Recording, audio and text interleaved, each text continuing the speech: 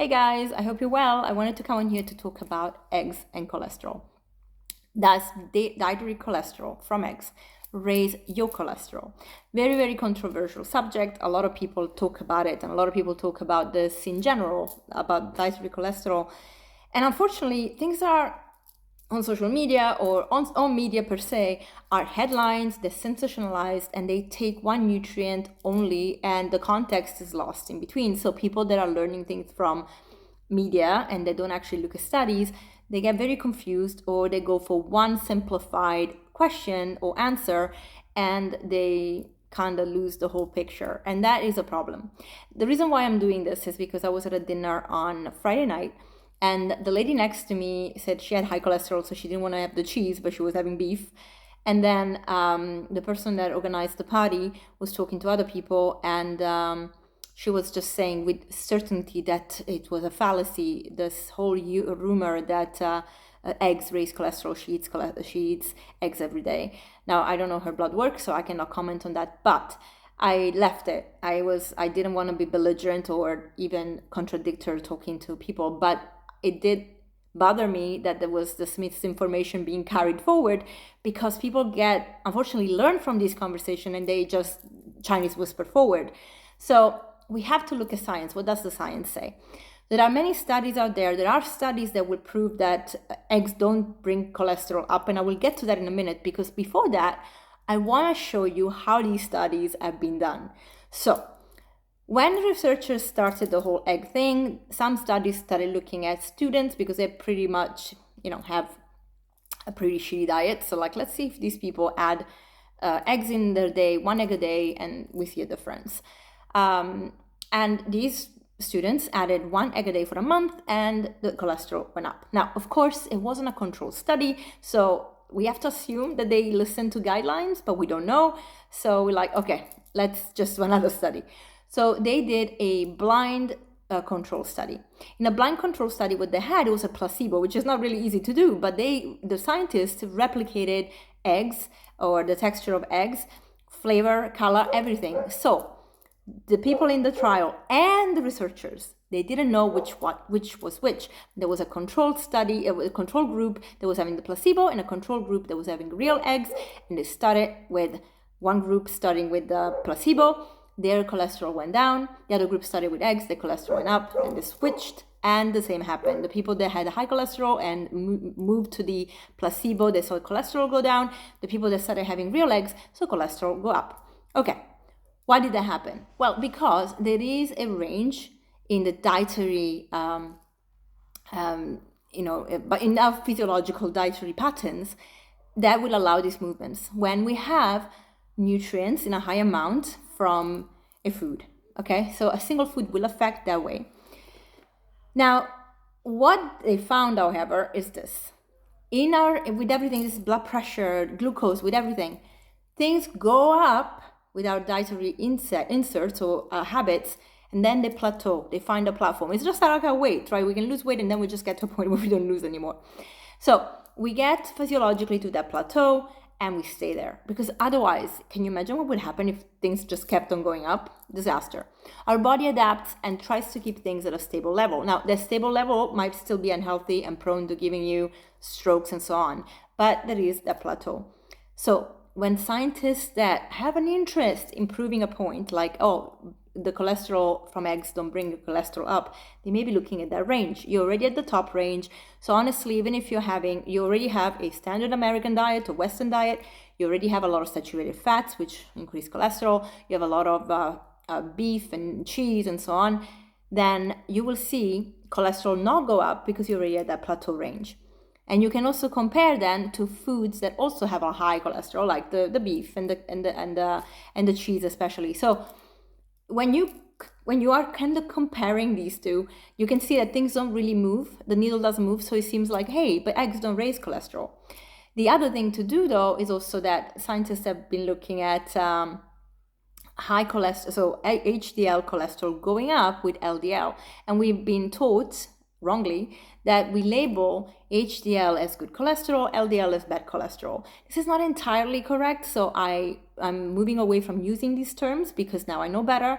They didn't talk about ApoB before, and it's really important to do. The ratio between HDL and LDL is important. We have seen it in many ways. We've seen that total cholesterol above 200 is a problem for cardiovascular health. So of course, we know that we need to keep things in check for health overall. But one parameter that doctors never test, unless you go to a cardiologist and they will request it, is ApoB. ApoB is the lipoprotein that carries the cholesterol. The lipoprotein is very important because the more lipoprotein you have in your blood, the more problems you're going to have, because there is just too much traffic on your highways, right? So your blood vessels. So that's the parameter you want to look at, which they don't often do. And so going out here with your HDL, because your LDL goes up, is not a good thing, period. So this is what we have to kind of get into the habit of looking at. So eggs do raise cholesterol. Now, am I saying that eggs are bad? Actually not. I mean, I'm vegan and I wouldn't eat them. But with the caveat that this, I know friends do have hens who are very happy. They have eggs, they don't lay them, and so they eat them. And I don't have a problem with that, because these chickens are just free and they do their thing and they just leave the eggs and they choose to eat them, and that's okay for me. I'm talking about, the battery chickens that are like in confined spaces, forced to have one egg after the other.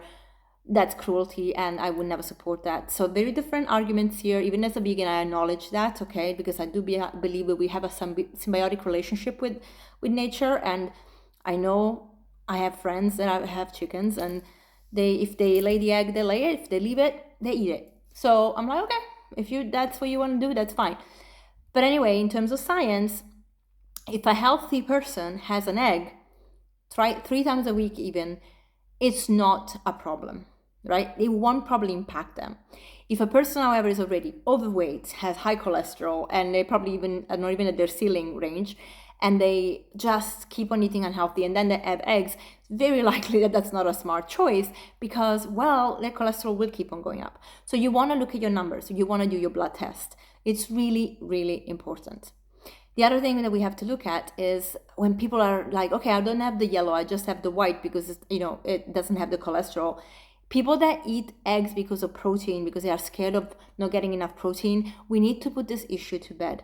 We get amino acids in every single food from plants that we can possibly eat. We have, of course, plants that have more, like soy, and especially for women, guys, if we're having soy products, we're not only having the protein, but actually we're getting a lot of phytochemicals that are really good for our estrogen as we get into perimenopause and menopause.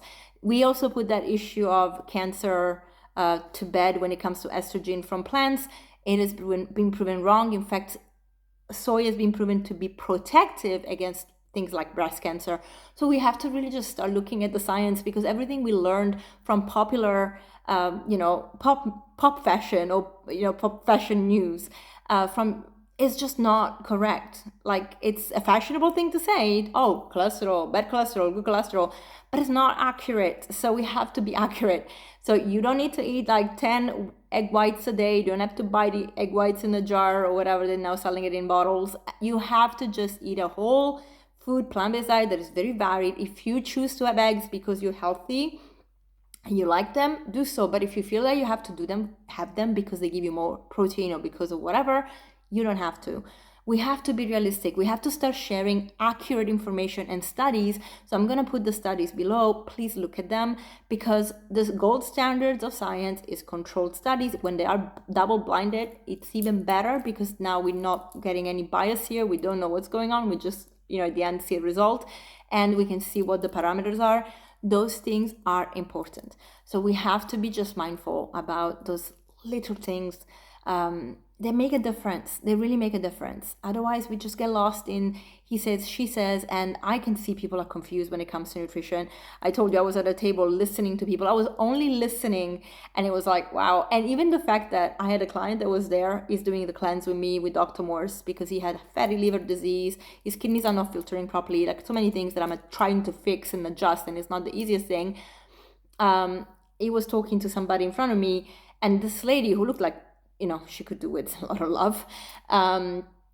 she was just very dismissive, like it was, it was hocus pocus because it doesn't come in a jar with a pill by a white coat. Well, I'm becoming a naturopathic doctor. I can buy a white coat. Does that make me better than somebody else that is maybe studying naturopathy and doesn't wear one?